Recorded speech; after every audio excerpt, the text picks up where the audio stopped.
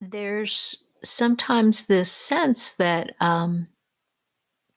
people will have where they'll feel like a dissipation of self, a kind of dissolving of self, and it will feel unmooring. It can feel unsettling sometimes. It can feel foreign, can feel strange because they don't feel a sense of central self as their consciousness merges into this spacious awareness. Some people have both simultaneously, and there's no they're less likely to, kind of be feel lost or like they're seeking a touchstone. But the when I say this is kind of what I'm about to say is kind of jumping into the deep end, it's something where as you hear it, you might go, I have no idea what she's talking about, or oh, I get a sense of what Mukti's talking about. And it's not so important. It's best to just be exactly true to your own experience. So as I share this, if it doesn't resonate with you, please just set it aside. It may never come across your path. But as I was speaking to this person who has this tremendous ability to um, kind of transcend their human experience and just find a sense of freedom in an open, spacious awareness. We were talking about the fears or even sometimes terrors that can come up in the body, like a kind of reflexive terror or something very primal that can come up that feels that there's a sense of self that feels like it's kind of dissolving or becoming very diffused in this spacious field of awareness. And I was saying that often, just very subtly, the spatial mind is mapping onto this open, spacious awareness with this subtle conclusion that because you can't feel a hard edge or boundary with it, there can be this subtle conclusion that it's very vast and open.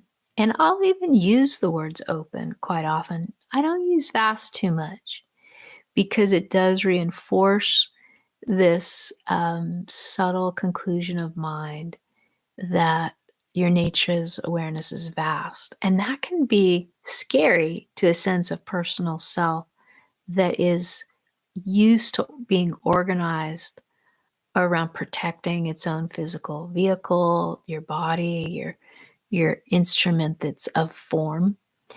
And it can feel threatening to encounter this consciousness in which there's this kind of disappearance of a sense of self, because then this doesn't really know it doesn't know what it's organizing around now. And so I was talking about this with this person about this tendency of mind to subtly feel like, oh, I'm going to escape into this open, vast space, and I'm no longer going to feel limited or confined or, you know, stuck in form. I'm going to kind of find myself in the formless. But when form is like, hey, what about me? And it starts to kind of panic, and that's its way of getting our attention and grabbing our consciousness and saying, look, I'm trying to pull you down here, like way down into my lower belly where I feel quivery and afraid. And it's trying to get our attention to not leave the form and leave the body, because it's as though it's saying, my imperative is to keep the body safe and to keep your attention here so that you're aware of protecting this precious life. And so what I was encouraging this person to do is to imagine, and this is a little bit of an exercise of extrapolating from my words. Imagine that if your spatial mind is subtly sensing this unbounded awareness as vast, Just imagine if you even just sense it just as spacious without a scope, but just a sense of open spaciousness. And just imagine if you could that all of that space that's made up of all of these particles and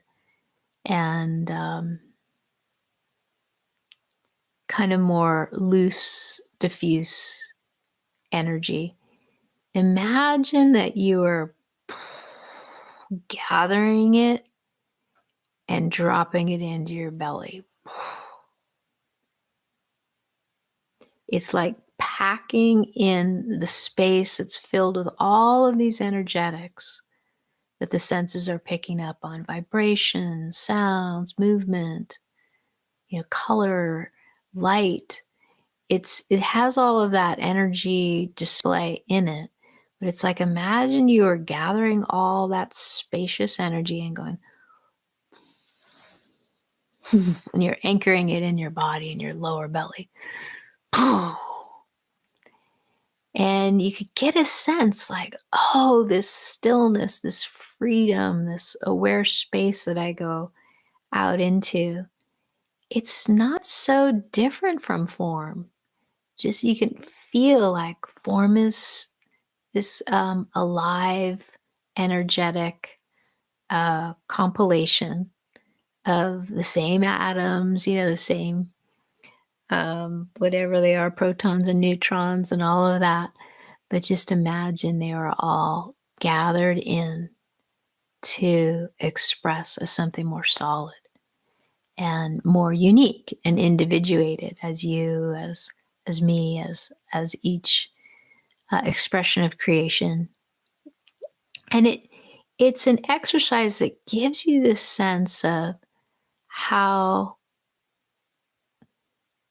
outside and inside might be closer than you think.